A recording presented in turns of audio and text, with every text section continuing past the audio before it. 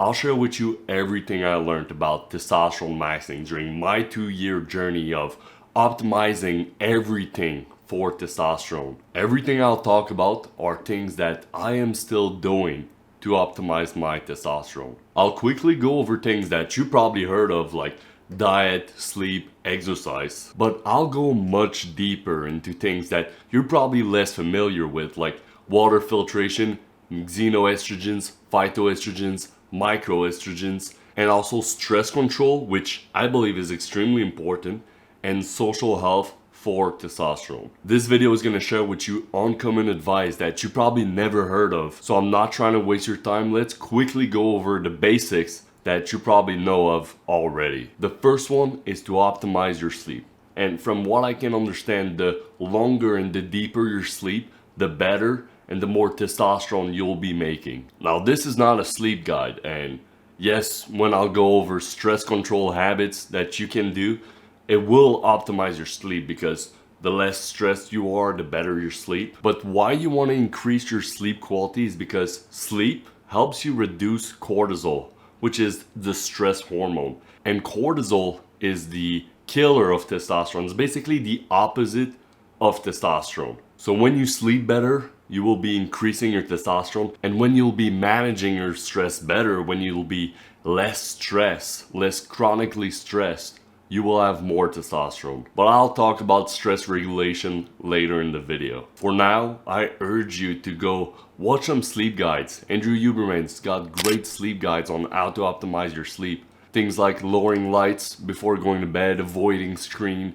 making your room cooler. These are all great ways to increase sleep quality. Now, the second thing that gets talked a lot about is diet. And what I can understand from The Best Diet comes all from Paul Saladino's work. But basically, testosterone levels have been declining a whole bunch recently. If we compare ourselves to guys 50 years ago, we have much less testosterone. Our normal range of testosterone lowered dramatically. And I believe that it is because we're not evolutionary accurate anymore. We don't eat the same way and we don't do the same things as they used to. We eat synthesized food, everything that has an ingredient label, instead of eating real food. So start eating real food, and the best real food for testosterone maxing would be meat. First one, meat, red meat.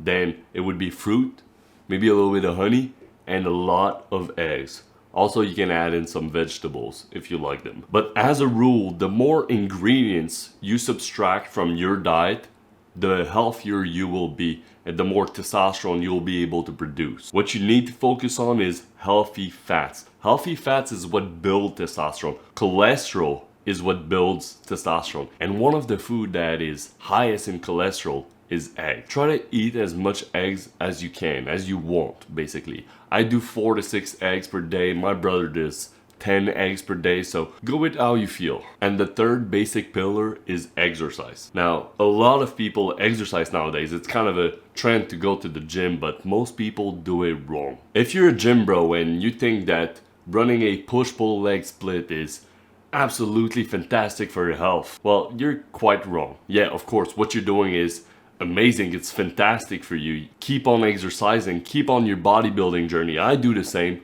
I love bodybuilding, trying to get as jacked as possible and look more attractive. Keep doing that, but know that if you want to optimize your exercise routine for testosterone maxing, there's 2 things that you really need to add in your lifestyle.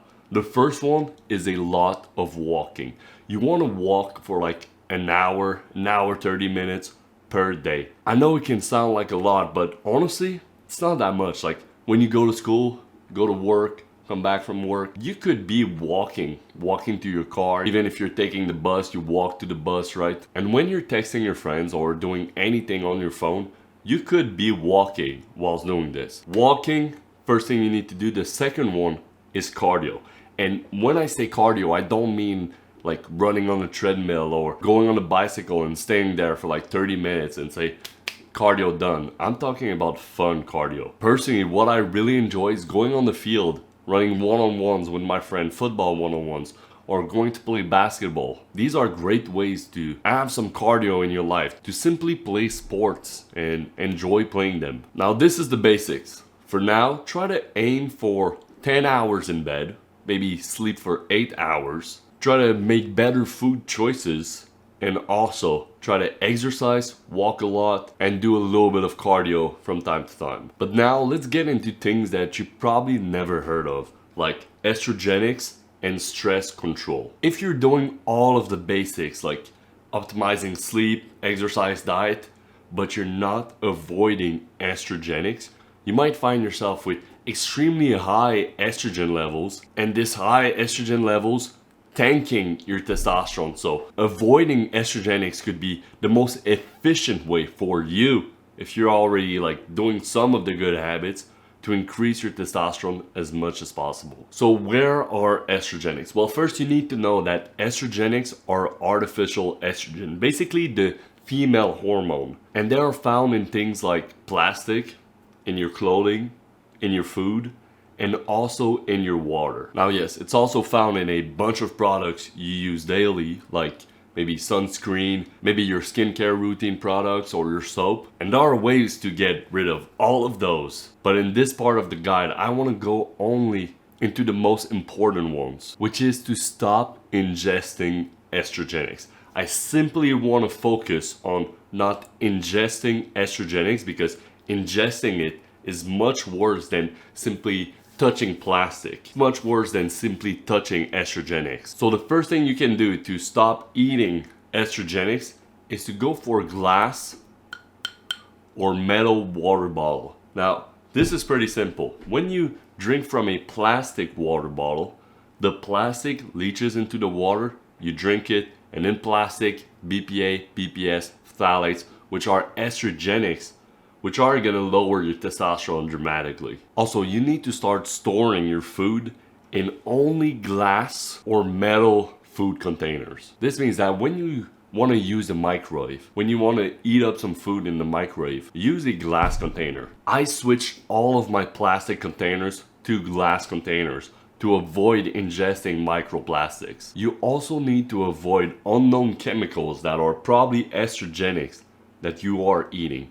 Now, to know if they are estrogenics or not, you would need to look up on Google. But I'm gonna make this simple for you. Everything that has a long ingredient list label, and certainly if it has ingredients that kind of sound like chemicals that you wouldn't want to eat, avoid them. Because these additives are simply there to either make the food taste better or to give it a longer shelf life. And usually things that have a long shelf life, like McDonald's food, is extremely estrogenic. Instead, eat real food like fruits, like meat that has a very low shelf life. That's how you know it's not estrogenic. And if you want this to be even more simple, try to avoid only these two ingredients. Now, they themselves are not that estrogenic, but if you avoid those two, I swear that you'll be avoiding most of the junk food out there, and you'll be avoiding most of the estrogenic food. The first one you really want to avoid is corn syrup. Avoid anything that in the ingredient label there is corn syrup.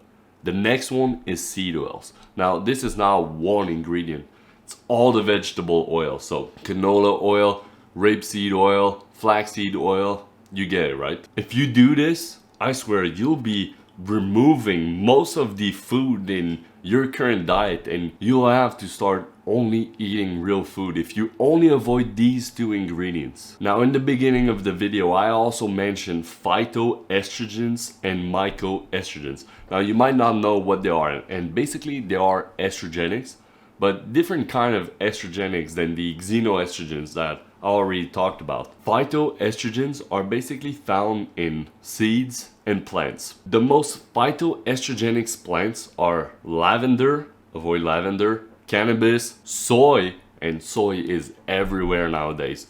In protein bars, usually they put soy protein isolate. That's extremely phytoestrogenic, so avoid soy. And also flaxseed. Now most of the seed are gonna have a lot of phytoestrogens, and even some of the good vegetables like broccolis and kale, I try to eat vegetables here and there, but the focus of my diet isn't on vegetables, if you get what I mean. And mycoestrogens is basically mold. Now, you might say, like, yeah, I'm not eating mold, right? Maybe there's mold on your wall, but you're not eating it. But you would be surprised at how mold actually works. Think about the seeds. Think about maybe even coffee seed.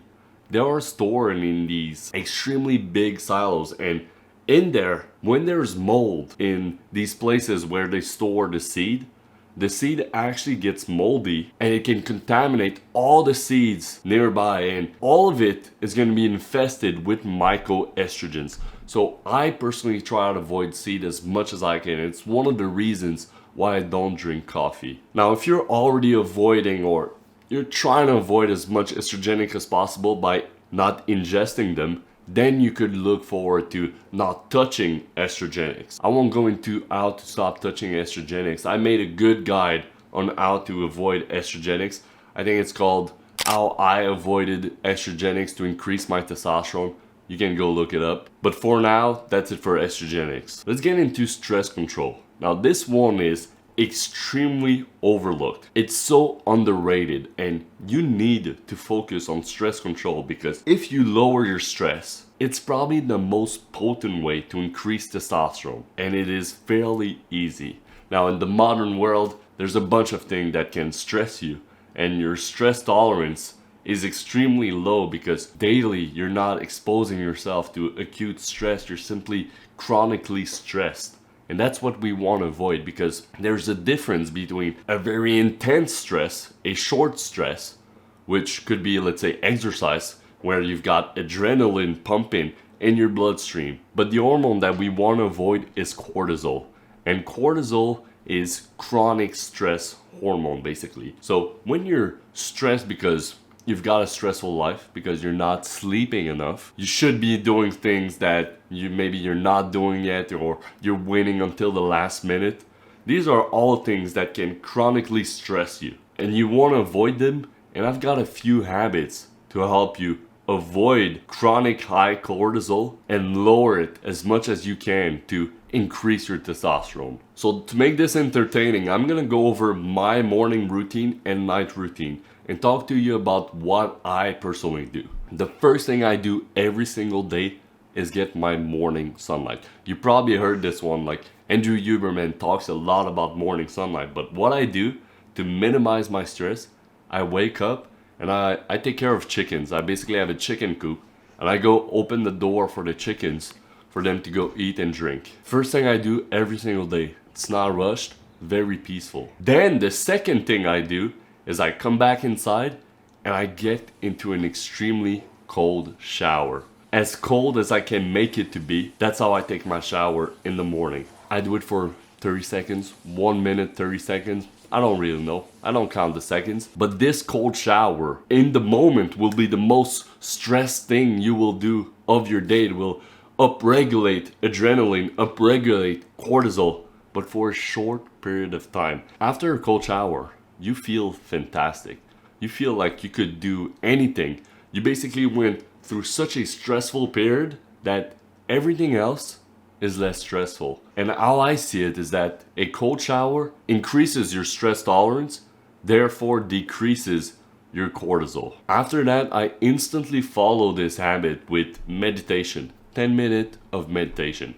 I focus on my breath. When I get distracted or I start thinking about something, I come back to the present moment, to my breath.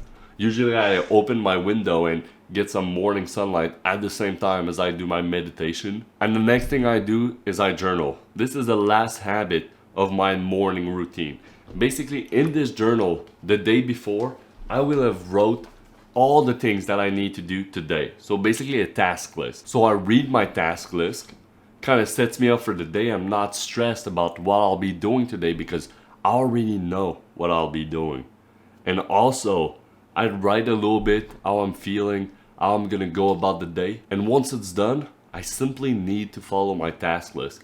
Maybe it's written, oh, you've got this class from 8 a.m. to 10 a.m. and then you'll be working on this, you'll be recording a video, you've got work, all the lifestyle stuff, right? And I swear, this really works. I want you to try it. Get yourself a journal and write the day before going to bed, write everything that you want to be doing the following day. You'll get better with time. Also, there's 2 more things I do before sleep is I take a hot shower. Oh yeah, 3 more things. Take a hot shower. I go make sure the chickens are inside their coop, close the door, and finally I read until I fall asleep, or almost. I start reading a book, and then when I start feeling sleepy and my eyes are starting to feel slow and my brain cannot focus on the book anymore, I close it, go to bed, and I sleep good. So try out these habits, see which one you like, see which one you don't, and simply do the ones that you enjoy. And this is how you lower your cortisol. Now, what I'll talk about next might sound crazy, and if you want, you can go look up on Google all the things I'm gonna mention. And this is real. This is a real crisis we're currently going through. And basically, you need to filter your water. Let me explain why. In your water, there are a few things that you really want to avoid. Fluoride, xenoestrogens like EE2, yeah, still estrogenics, and also heavy metals. And with the current pollution going on, with the industry destroying the earth, there are a few things that are happening. Heavy metals are basically everywhere. And also, xenoestrogens, EE2 is the birth control pill. And it is not filtered out of your water. You can go look this up on Google. Birth control pill is not filtered out. And when you drink water, you're basically drinking a diluted version of the birth control pill. And as a guy taking exogenous estrogen like that, you'll be of course lowering your testosterone levels. Now, to filter out this bad stuff from your water, there's basically 2 ways. The first one is a charcoal filter, and this one is very non-expensive, but it is much weaker than the second way I'm going to talk about. But a charcoal filter is how I started. I bought what it's called a Brita filter, maybe like 30 bucks. You just put some water in and it's filtered out instantly. And the second way, which is much more expensive, we're talking like $500, is a reverse osmosis water filter. And this is much more efficient than a charcoal filter because it will get rid of everything. You'll also need to add in some minerals that you've removed because of the RO filter. That's how powerful it is. So at first I had a charcoal filter, and now I invested in a RO filter. In my opinion, a few $100 for a few 100 nanogram per deciliter of testosterone, I'm gonna take it. Finally, I wanna talk about social health. Now this is a concept that's not talked a lot about, and basically a theory of my own. Everything I talked about is things that I learned from long podcasts, from looking at science data, but this one is one of my own. But a great social life, being confident, expressing yourself, seems to be linked with high testosterone. Now, does this mean that when you have a good social life, it will lead to high testosterone? Or does this mean that when you have high testosterone, you're more keen to have a high confidence and therefore have a good social life? I don't really know. But what I do know is that all the leaders of their own group, so let's say you're at school, you have a group of friends, usually there's one guy that is the most outgoing, the most confident, the one that organizes all the party and stuff. This is basically the leader. That's how I call it, at least. Or let's say you're part of a team, you play a sport, maybe football, and you're a captain of this football team. All these guys, all these leaders have high testosterone. So becoming confident, building a vibrant lifestyle, a vibrant social life will definitely increase your testosterone. Now that's basically all of the most effective ways to testosterone max, or at least all the things I learned in my 2 years of increasing my testosterone, of optimizing my life to live a better life. These are all the things I do. I hope you enjoyed today's video, and I'll see you guys in the next one. Mwah.